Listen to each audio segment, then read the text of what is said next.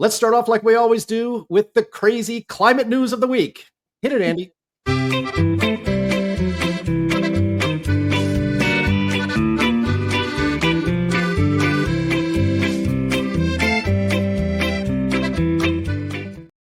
Thank you, Bill Nye. That drop just never gets old to me, I got to say. All right. Our first item today, I've titled Clinical Climate Depression. Now, this is a topic we've covered on this show quite a bit over the years. And so we're going to hit it again because there's some new news on it. This is a story from the Washington Free Beacon.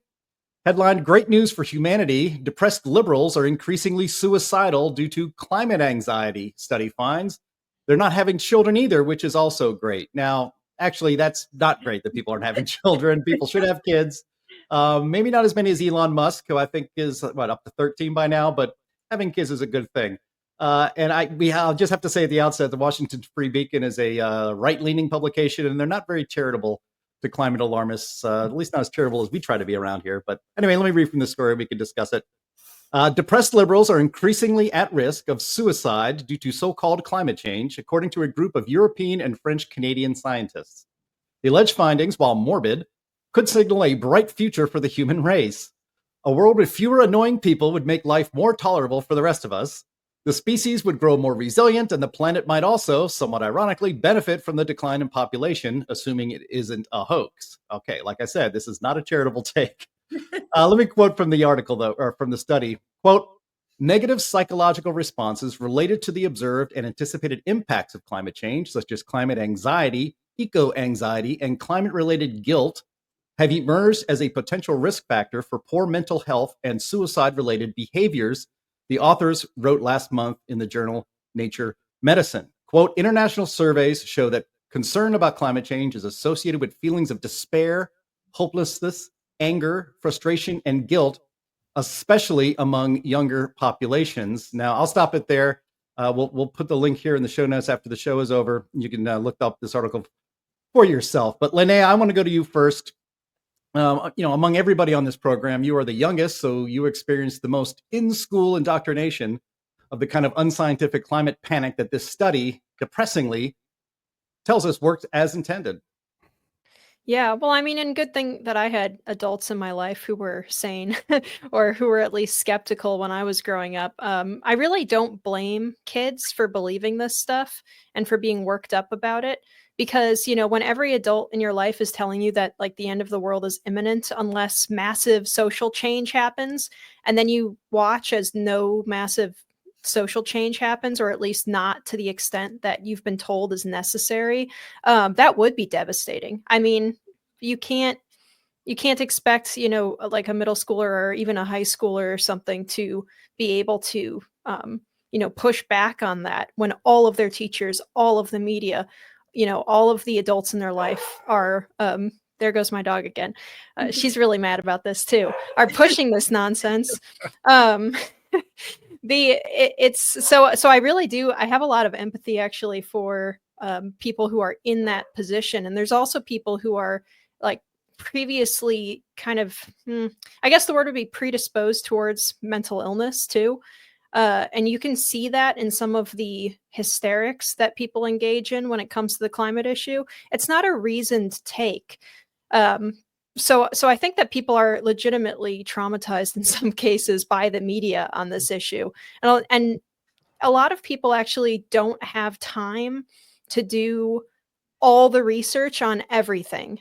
So if there wasn't this media vanguard that's blocking climate realism from getting out, you would have a lot more people who were able to take in information that's true versus just the hyped up hysteria.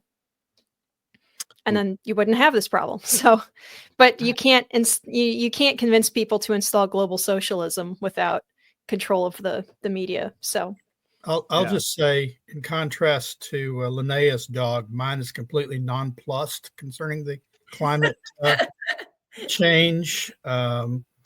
The weather doesn't seem to bother him one way or the other.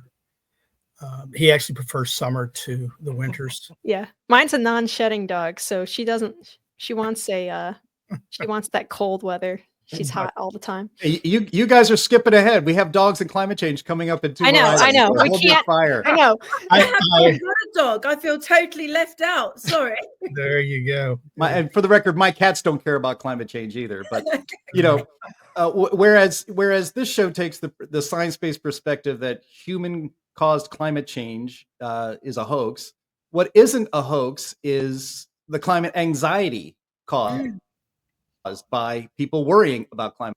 That is actually becoming all too real. And I was hoping that maybe there seems to have been a mood shift, at least certainly here in the United States, obviously based on the last election, that we would be leaving these sorts of things behind, trying to panic the youth into taking urgent action on climate change. And it hasn't. And it's actually, that is the real toll. And we're experiencing it. And unfortunately, an entire generation is finding it difficult, it seems, to pull themselves out of a emotional doom spiral over something that, isn't anything to worry about. We've covered this before, right? We've had shows on this where we discuss it at length. We had the basketball show, and I think we all agreed, certainly for me, the most disturbing outcome of alarmism, throw away all the money thrown down a black hole, all the stupid policies.